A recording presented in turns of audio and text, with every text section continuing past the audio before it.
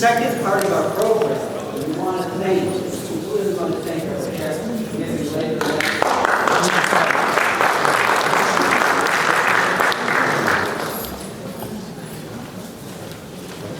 The first of the three panelists, this introduction is not for us, those of us who live in Beverly Hills and Los Angeles.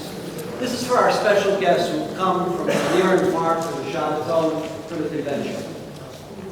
David Suissa is a gem, is a pearl that we have in Los Angeles that ultimately has affected over 3 million weekly readers of his column. What am I referring to? Do you know the Huffington Post has more readers on a daily level than the New York Times? That the intelligentsia of the progressive liberal world, on the daily level, I'm talking about under the age of 40, is influenced through the Huffington Post. David Suissa, unlike many of us who pontificated our Shabbos tables about it, talking to friends and family, MCI friends and family, people like us, write our own blogs, and we pontificate to people like us.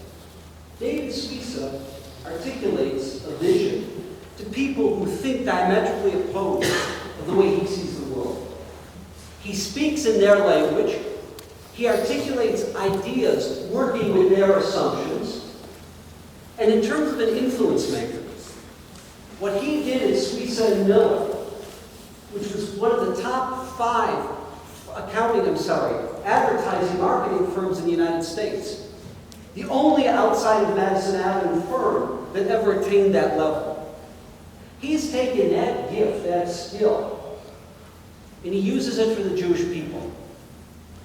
Whether it's for the passion, the dynamism that he has for Torah, for Judaism, or whether it's for the ability to articulate Israel in a world where, unfortunately, they view our precious tiny homeland as a pariah nation, as a nation that cages in little children and prevents them freedom of movement.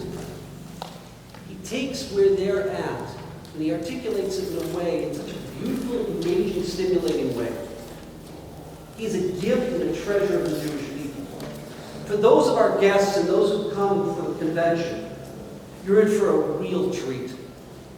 And I just ask of you one thing. I'm an addict. I'm an addict for his weekly column that shows up in the Huffington Post and comes out as old. Just sign up. It won't cost anything to get that once-a-week column. It teaches me, who has a chance and ability to engage others, it gives me the skills of how to articulate. Not in front of the mirror, but to someone who looks at the world a little differently than I am. Second guest, and again, I'm saying this introduction for those of you who are not from LA, is Rabbi Meir May. I want to tell you, you talk about a Renaissance man. Rabbi Meir May, the same person, did the following.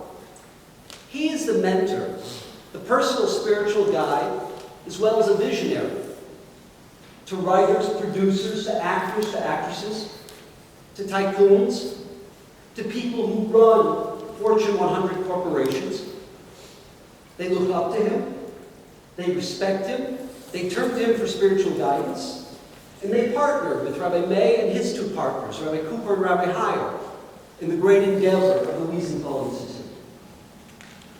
That same Rabbi Meir May created, and there's no such thing as a community that didn't have a war, that blood wasn't spilled over an Arab. There's one exception. It's us on the left coast. And you know why? Rabbi Meir May took a group of rebbeim and of communities that represented the Hasidic Cheder, Lakewood, Yeshiva, YCT, everything in the Orthodox spectrum. He got them to work together. He took the strengths of each dimension of this Orthodox community, which is extremely, extremely diverse.